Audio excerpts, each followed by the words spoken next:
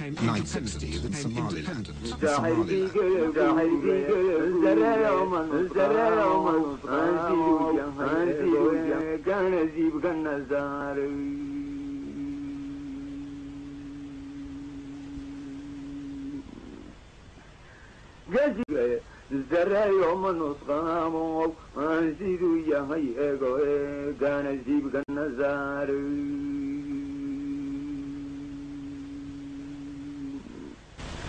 The two colonies became independent, and on the 1st of July that year, united to become the Republic of Somalia.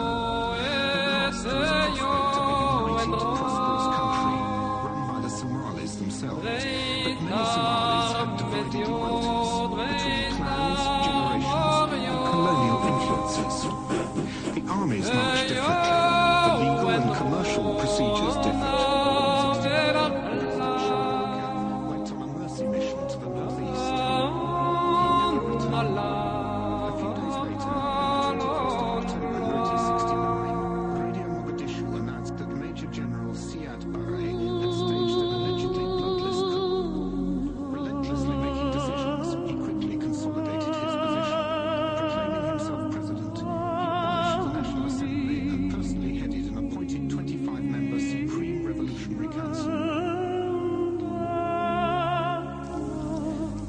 Other great skill involved the coexistence of Islam and Italian-inspired Roman Catholicism within a supposedly atheist Marxist-Leninist state.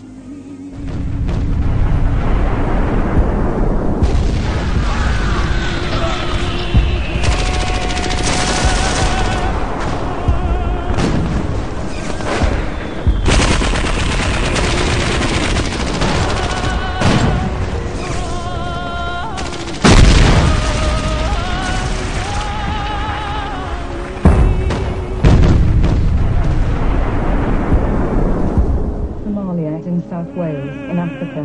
It's a secret war being waged between the government and its own people, and it's brought terrible sadness to families. Nearly 40,000 men, women and children have been killed.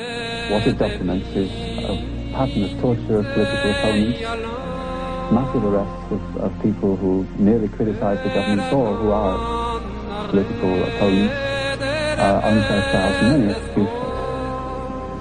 While the report was being prepared and the North broke out, Amnesty International has had many eyewitness accounts.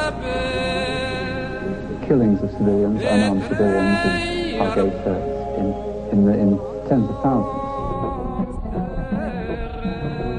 Forced array, indiscriminate shelling terrorized the civilian population.